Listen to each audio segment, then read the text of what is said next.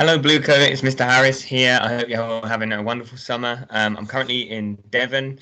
I've been doing lots of cycling, been watching the Olympics, enjoying them very much, doing a lot of reading, and importantly, I've been doing a little bit of writing as well, including writing a postcard to my mum. Anyway, I'm here just to speak about the next part of the summer writing challenge. So I'm going to just share my screen. So just a reminder that the story title for the Great Blue Coat Summer Write-Off is The Strange Event. We've had some fantastic entries so far, and it's not too late to start writing that. We appreciate them and enjoy reading them at any time. But I just wanted to go through a couple of the entries that we've had so far. So this one from Harley was an amazing opener, so I'll read it out for you. I opened my eyes slowly and scanned the corridor.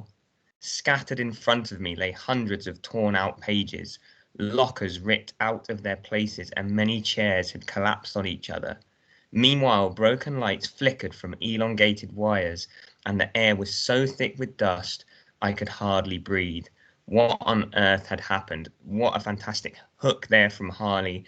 It really makes the reader want to read on, and there are so many fantastic features in that. Another couple here, one from Ethan. One day I was walking home when I had a decision to make, through the normal streets or the woods. Little did I know that the decision would change my life.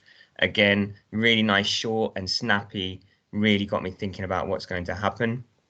And this one was unnamed, but it was sent in. I was strolling home. I was lost. I had to choose a choice of left or right. If I pick the wrong way, I won't be able to go back. I picked left, and it was a bad decision. Thank you so much for those entries. So, you might be looking at your next part now, the main character and the setting. You might have already written that. So that is introduce the protagonist, who's the main person in your story, usually the good person. And you might want to talk about the setting. That could be a made-up place or somewhere you know or somewhere you've even been this summer. I'm going to share with you my next part to the story. So I'll just read this out for you.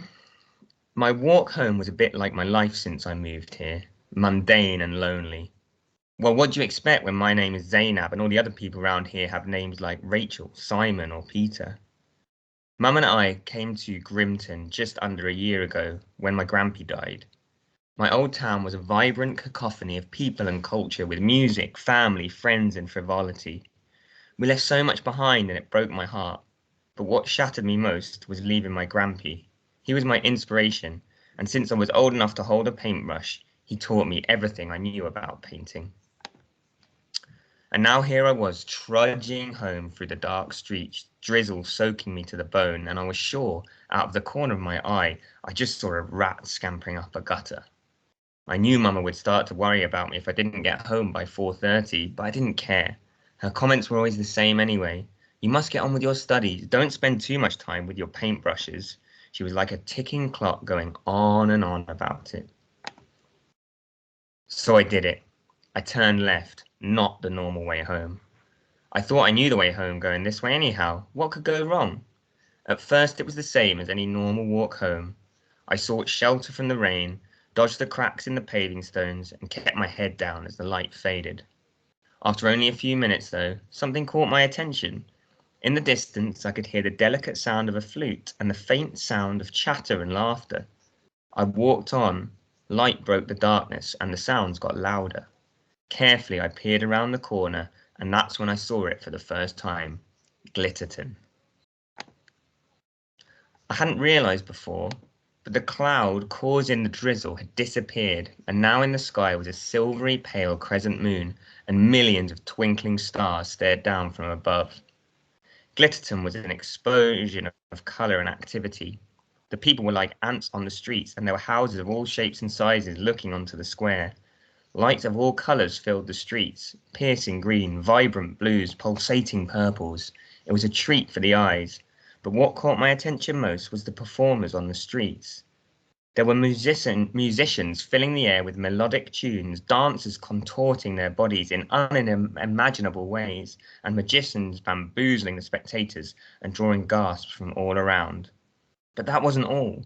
There were artists everywhere of all kinds. This could only be a dream. Then that's when I saw him. It looked so much like me grampy, but younger, much younger. He caught my eyes and softly said, "Hello, Zainab." Okay, so that's the end of my second part. I don't really know where it's going yet. I haven't finished writing it, so I'm just trying to feel my way through it and very much enjoying it. I hope you have too. Next week, due Friday the 13th of August, is part three and the build up and the problem, where you might introduce the antagonist, so the person against your main character, if there is one, talk about the mystery, or explain a bit more about what's going on. Anyway, looking forward to reading some of those. I'll speak to you all soon. Bye.